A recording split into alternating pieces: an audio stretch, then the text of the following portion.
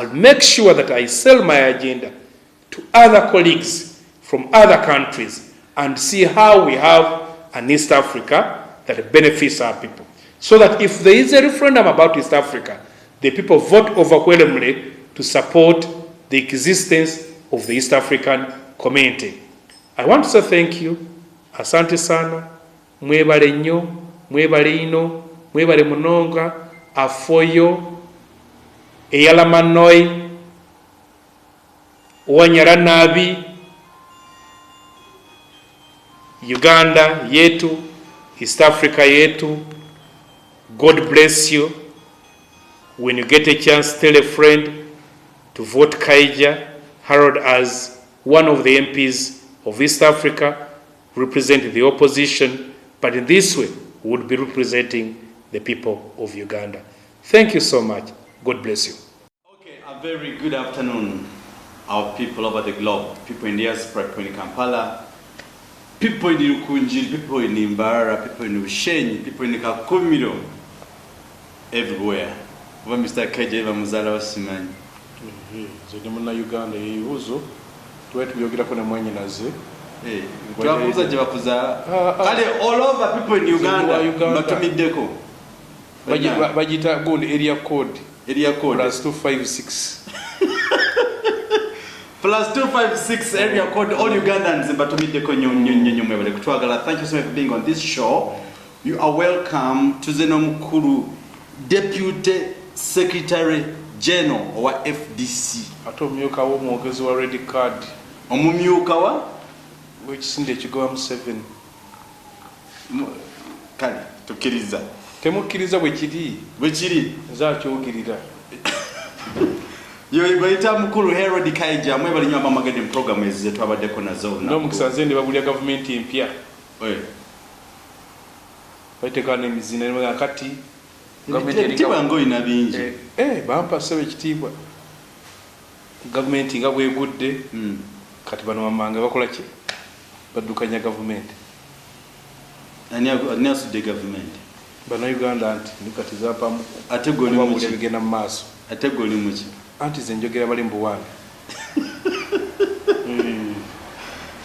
Okay, mwebale nyuma bale kutwagala tukomye obawereza nga bulijjo tugenda kuslaba ensonga eziri mu gwanga omuli kye tulaba exportation abaana abobuwala n'abobulenzi ennaku zino bali Bulaya bagenda kunoonya mirimu kufuna kasente ate ne sente zebafuna it contributes to Uganda's economy, but it's unfortunate abaana bebawamba ne babajjamu ensigo emitima government evayo gamba nti no such and such a company yakola kino ekintu please kindly okubagambako tekibaddeyo kofika netugamba katugende kwa mukuru Kaija economician atenga muogezi wa economist abakola statistics babira wa statistician fituba economists economist.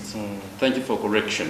So tutega kutubule enseno ogirawe ya Uganda ekyokubi tugenda kwogera kulaba nti economy ya Uganda Mukulutibwabura gwe manye naku zino liba mutaka mu 7 kati tulina Mukulutibwabura Mukulutibwabura yagamba economy agitadde egenda kwambuka nga matex je tugamba egenda kwambuka aho yali minister of finance ya Kaija nika katula beri view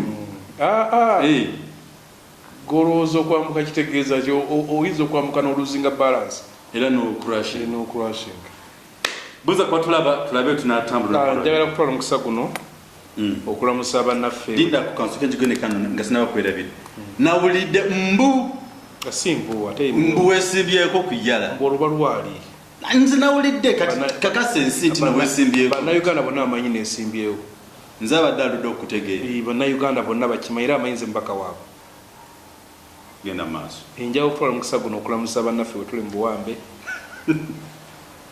abatava ku mpewo zonna gye munnoonyiza gye tusinkana nkutu gw'omusajja ono gwe mulambu ali mu mbu naye ng'amanyi kakati alandisa okwebuzaabuza nga ab'NRM bawamba 25 ate mbu bawamba 26 kati omuntu akuutiza birthdays naye ataba mwangu so njagala kubalamusa n'okubebaza feedback zimuweereza nziwulira nzifuna tujja kufuna engeri gye mba nga twengejinga abaloluusi munnoonya tusobola okwogerezaamu neyanza nnyo neyanzeege kale kansooke nange nfune chance eno bwenaabanga campaigning platform nkwaddeyo chance emu bulira abantu kirulaki biki byogenda okutukolera nga singa oba oyisemu mu EALA. Neyanza nnyo neyanzeege nesimbyewo okukiikirira bannayuganda mu lukiiko lwa East Africa. Mujja kufuna obudde, mujja kufuna video yange ate ennyonnyola mu bugazi biki bye twetaaga okulaba nga tukola, kubanga olwaliro bannayuganda East Africa tebagifiiringa, era singa egezebwako kubwako akalulu nga bwolaba kakubwa Bungereza, bannayuganda bayinza okuga Uganda efulume kuba tebagiwulira.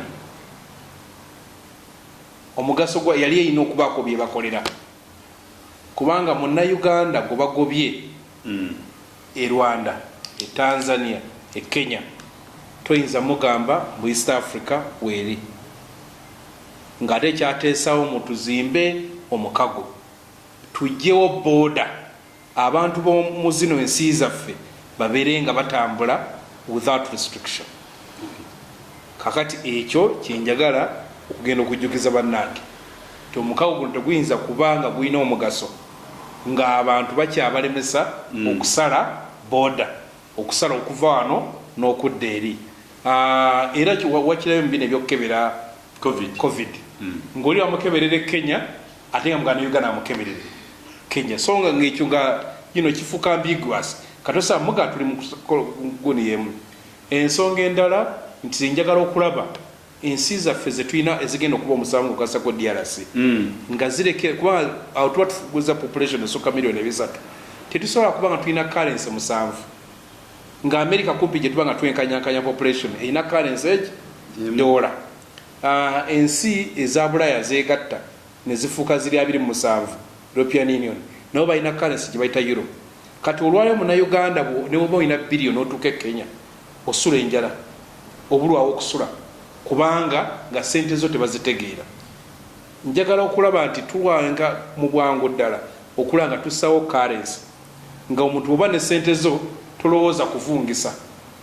Ekyo njagala zikole wonna kati omayamanya nti ene gundi bansedde nga bakusedde kuva lyo lyotegeera naye katomanyi abantu bakola loosi nene mu kuwanyisiganya sente. Njagabaawo ekyokulabyeko kyamangu singa muna Kenya jane siringi 10 wano bwaluvungisa afuna eza Uganda mu 314 ne bwaba talina kyakweseza 314 naddayo akola ki baddamu kuzivungisa tafuna 10 afuna 9 lwenda mu 10 lwenda mu 10 yabadde n'olukumi kati ekyenda kikoze eki kifudde bwakirira e Rwanda naddamu n'avungisa bagenda omuddiza sente ze nga ziri mu 8 plus bwakirira e Burundi n'avungisa bagenda okuja nga ali mu 7 bwagenda DRC n'avungisa nga ali mu 5 bwagenda Southern Sudan n'avungisa nga ali mu 4 bwagenda Tanzania n'avungisa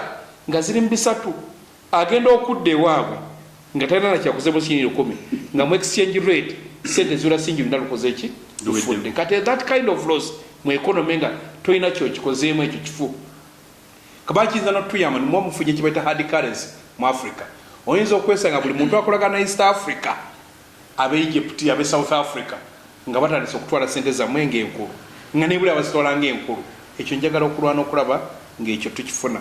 Waona issue endala gye mulabye ennyo ennaku zino eya cross border trade gundi politics geopolitics obutakkanya bwa Uganda ne Rwanda. Bwe tubale n'obutakkanya bwa Uganda ne Rwanda baggalawo boda okumala emyaka egyo 3 nenga tuli mu East Africa ebyenfuna ne bikola ki ne bigootana. Njagala okulaba nti bwe ngenda mu EALA nga nwana okulaba nti tussawo policy ezireetera omuntu okulaba nti singa wabeerawo obutakkanya bwa politics bye ebyenfuna bisigale nga bitambula, kubanga mujjukira twakomako senior fo yakola ina ku senior fo Trans-Sahara trade yali nga bali bamuteeka mu nkola nti mbu interstate wabeeranga always bayita interstate conflicts nga zo trade routes zigala ki zikola. bwe kiba bajjajjaffe abaali tebaasoma baakimanya ntuleke ebyobusuubuzi gende mu maaso naye nga mulwanagana. Lwaki ffe olwayo tetukikola? Bwe tumala ekirala kyenjagala okukolako kwe kula nti tufuna gye bayita trade tribunal. Trade tribunal ekole mu kuyamba okutaawuluza ensi nga zirwanagana. Kati njawo okuba ekyokulabirako, Kenya yagoba amata gaffe, negoba enkoko, negoba kasooli, negoba sukaali n'ebirala. Kakati ogenda okirambwa ensonga eyo tetulina gye tuloopa. Kati olaba mukyala Kadaaga yali mu kunoonya ow'e Kenya. Bakikola kaaba neefuuka gye bayita bilateral issue. Naye nga tuli mu kago. Kakati bw'olaba baganye olwo ne bakola kye bayita bega my neighbor policy. Nti kale oba oganye ebyange nange ebyo kabikole ki? Kambiga. Naye singa tulina ekkooti gye musobola okuloopa n'etawuluza ne mufuna judgment. Bwe mumala okufuna judgment, kati ojja kugenda okulaba nga ki? Ng'eyo judgment yekwanako ensonga endala singa eri wakati wa Uganda ne Rwanda ne Burundi n'ekirala. Walaba juzi kye bakola abasuubuzi baffe e Sudan. Ebintu byaba byonoonye bassa abalala bakoze roses nola kati ate omuwa omusolo e Uganda ate yasasulira omusango wa gavumenti ya Sudan. Ekyo njagala okulwana okulaba nga tusaawo ng'olina gy'oloopa. Then ensonga endala era esembayo gye mpita nti ensonga ya okulaba nti gye bayita free movement of factors of production. Free movement of factors of production, especially labor and capital. Nti nga kyangwira abantu okutambula kubanga ekyateesaawo omukago era n'okutunda ennyo mbutukola akatale akawamu. Ekikatale akawamu kyo kitegeeza nkatambulamu. Olwaleero muna Kenya bajja ne bakola wano tetubagoba. Balina banking sector ya Uganda bagitutte. Ebifo ebinene mu zikampuni ennene biba birina. Naye bannayuganda tasa kufuna mulimu e Kenya, e Tanzania babagoba, e Rwanda babagoba, e Sudan bakola ki babatta. Kakati wabati wali mu kago kwate gwina sense. Bwe kiba nti bwe mba njagala okufuna omulimu e Kenya kizibu. N'ensonga endala enkulu nnyo gyendi gye mbadde gye ndira ndikutandika kwa manifesto yange etandika y'ensonga ya climate change. Juzi Abamisiri baleese solar panel ne bagiwa Busitema University ya bazi megawatts ziringa 4. Bagambye nti bw'ogikozesa yenkanankana n'okusimba emiti egisuka miliyoni 2.8 yenkanankana n'okujja emmotoka ezisukka emitwalo 2 zino ezikola pollution okumala omwaka mulamba. Nekiri mu Uganda anti gundi gye baleese sola ng'ekitegeeza musinga mugaziwa user ya sola timwesanganga obutonde bw'ensi mu bukuuma using that. Yes, tuyita renewable energy. Kubanga olwaleero mu by'obutonde kubanga olwaleero obutonde bw'ensi by the way tusinga okwaga okutagedde okujja ssente kubanga mu bibira by'olabagaba mwe muli zikimpanzi ze tusinga okujjako $. Okay. So kati mbuboteme ebiri Kenya oba Uganda sola Uganda ofiriza ate ne gundi ne Rwanda kubanga gundi zikimpanzi Rwanda zefunamu ssente ziri Uganda. Ekibira kyotema bino walabye eddagala lya COVID balijja mu biti. Juzi nabadde njogera ne Pasa Sempa ng'alina ebika by'emiti byasima mu lujjalwe nga mulimu n'agulagambo bimwe binamanya mazibuzibu. Kino mu kye kikola ku sukaali, kino kikola ku kibumba nga miti. Akati gomba temugirina. Olaba nti olwala kati n'olwayo n'enkuba tekyajjira ku season. Njagala kutegeeza nti bw'osima omusenyu buli lw'ogusima inchi emu ey'omusenyu gy'ojjawo kikwetagisa emyaka 5 okuddawo. Bw'olaba zi wetland ziyamba okulongoosa amazzi. Kati olaba olwaleero nga bannaffe abasinga zibazimbyemu. Kuba ate bwe tunyigiriza obutonde bw'ensi ojja genda okulaba zi mudslide ozaba kubanga eziera zola obyala buduudawa na research yange ya masters mu economic policy management nagikola obutonde bw'ensi bwa affectinga kya embeera yaffe economic well-being nekuka estadi yange negende buduuda nengende buduuda ng'ogenda okulaba nti batema coverage gundi nti green way aliwo ebibira kakati ettaka lino watawo ekirikwata kati enkuba bwejja erime gula mangu yensonga yemu oli bwagenda ku YouTube channel yange alaba nga njogera ku gundi eziriki floods ezekasese kopa engeri ya kopa era eyo mbinyonyola nnyo so zensonga ezitwala mu lukiiko olwa East Africa. Okay. Kubanga nze njagala East Africa ngeri people centered. Chakabi. Nga mnasa uli agifunamu. So ekyo kyeneka tulwaleero abantu bagifiiringa bakiwulanga ekiri eyo ekyabasajja b'amataayi njagala okujja olenga adangana okuwuliza kakyakali eyo nga tusobola n'okubuuza nti mu mukago guno tugufunye muyiga tusobola obbibala. Bannayuganda bameka abafunye emirimu Kenya, Tanzania, ewa wonna nga tugakifuula okuba tuli mu East Africa.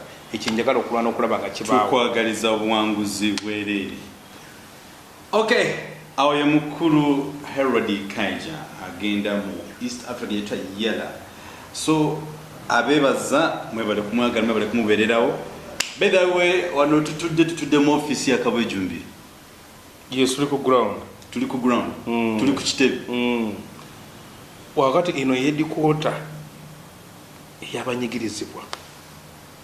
Abali mbuwangu ni ababuufu engabo tobirabya. Yes, imbalaba babogera ababuufu abaagala okulwana okulaba nga beetawula omwe olaba beera mu kkomera ne balinnyumirwa nasanga ko omusajja mu kkomera n'agamba munnazaawa omufunye omukisa mbadde ne Ania ne bamunongoosa mbuje mbadde sina wensula nga ye alabamu nti freedom asobola ogivungisa n'obwo obuntu nti wano bampa emmere batuwa akawunga batuwa obuugi naye kati ffe ne headquarter ffe tula okupanga buli naku kyetupanga kwe kulaba tuva butya mu kkomera tumenya tutya enjegere okulaba ntubeera mu ggwanga lyaffe mutambula n'esswaga nga tweyagala.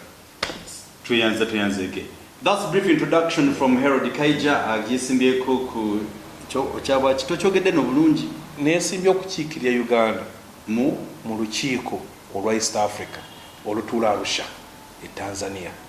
Abalonzi bebaka ba parliament kyenyinza okugamba omulabi nga ino mpaka wa parliament tafa ku kibiina kazaba mpaka parliament kumulina ate buli mwabeera n'abaka parliament abo wona basukka ku babiri kubanga waba muvubuka ng'olonda omuvubuka genda omusabira akalulu ng'olonda owa constituency genda omusabira akalulu ng'olonda n'owabakyala olaba alina abakaki abasatu kakati waliwo n'omukadde nga ye alina abaka basatu nga mukadde kakati nabanga alonda owabakadde waliwo alina ababaka basatu nga musirikale ng'alonda n'owa UPDF waliwo alina ababaka basatu ng'alonda ow'abakozi zibeera special interest groups waliwo alina abasatu nga mukozi wakazi kakati buli omu ate waliwo n'omulango alina abaka kati waliwo omuvubuka gye yaŋŋambye mbu alina ababaka bataano mikwano gye agenda kwogera nabo abansabire ki akalulu kakati oyo abakoze nnyo nze njagala kubeera candidate nga Abannayuganda nga buli lwempulira bwenti nga abamanja bangi. Okay, oyisizaawe ezakalango ziyisizaawe sebe zagenzidde kwa kango izatusedda kale awo tugenda okutambula olunaku olwaleero nentumiddeko mukwano gwo gwe bayita Paddy Kaweesa. Paddy Kaweesa nsanyusa okuwuliza awamu nono gwe bayita it's Paddy Kaweesa omulala bamuyita Stitchy Abeid amanya mazibu babansiiki bano oluusi tugita mu magye tugita camouflage bano camouflage onande ogwamu kava tebakutegeera bulungi. Okay, oba Kaweesa awamu ne Stitchy